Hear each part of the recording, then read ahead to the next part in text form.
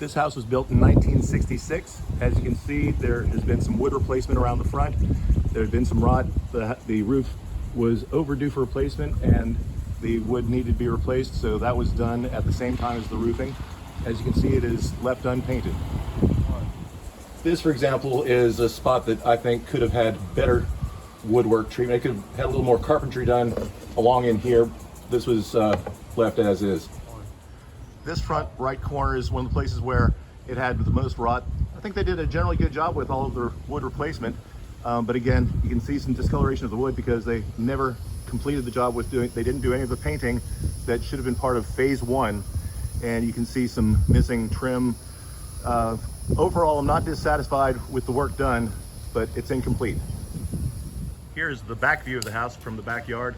As you can see, a lot of wood had to be replaced here as well, as evidenced by what is painted is left from previously, but almost everything in the back had to be replaced. Again, satisfactory wood replacement in general.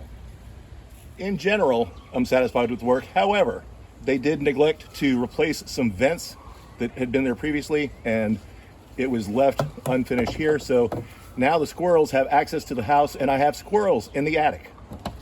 The previous hole shown was at the south end of the house where the garage is. This is on the residential side. This is another vent hole that was not covered up. Again, obviously not painted. So because of the vents being left open and squirrels getting into the attic, we now have damage where the squirrels have chewed through. Some of the fascia board is gone and the hole is there. And with all this wood unpainted, I may have to worry about carpenter bees.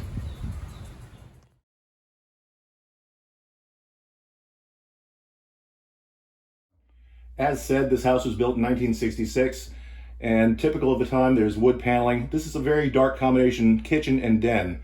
Here in the kitchen in the 80s, a skylight was put in, and it was perfectly centered. It was perpendicular to what you see here, but it provided a lot of light. It was perfectly centered over the window, and this one is about 4 inches off to the right. Don't know why. You would think it would have been measured.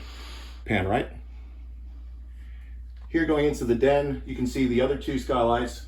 Being so dark, I really wanted to, if we're going to do the roof, I wanted to get it done right and have more light in these rooms.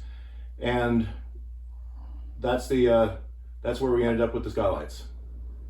Of the three skylights, this is the one I'm most concerned about. I wanted it, as you can see from the pink and from this drawn line, it was meant to be over and more symmetrical to the room on either side of the fireplace.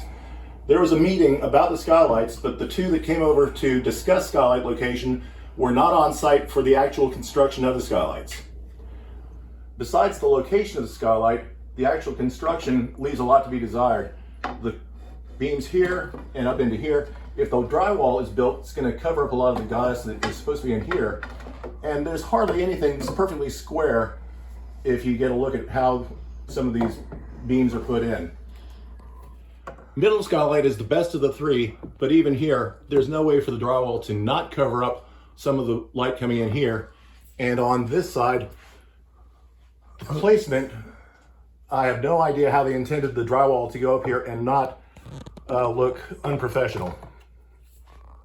Kitchen skylight, once again, the bottom edge, this shows you just how much the drywall will be covering up of the bottom edge of the skylight, losing light, and how poor this construction is in here. Very few right edges, right angle. This beam was not crooked, and I'm not sure what degree angle that is, but it's a noticeable difference. If that were straight, this is where it was supposed to go, but it doesn't. So technically the drywall would go straight up from here and not follow this beam, and again, not a good situation. The entire roofing project was to be done in two phases. Phase one, the roof itself and the fascia, all of the rotted wood that was replaced. Phase two is the interior work, replacing drywall, including sealing up and doing a finished job on the skylights. We did not go to phase two because I have not been satisfied with phase one. The skylights themselves, 4350, the finish work to do the skylight chases, the inferior framing job just shown, that's the pricing for those two things.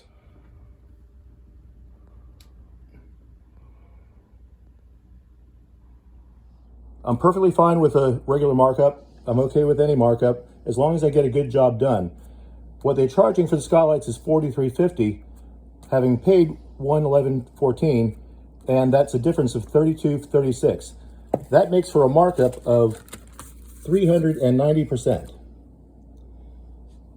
I'll leave it to the viewer whether that's excessive or not. As just shown, the skylights themselves are $43.50. Labor is $34.05 for the framing job that was explained earlier in this video. $34.05. The total of the phase 1 was to be $23,902. Phase 1 was paid for in 2 payments, and what the amount paid was $25,059 and change. The estimate showed it to be $23,902. So in good faith, I paid over by $1156.74 for phase 1. The grand total for the project was to be $28,887 and change. So far, I have paid $25,059, which means that theoretically, I only have $38.28 to go to have the entire job done, including all drywall and everything inside the house. The exterior is not painted. The interior drywall is not done.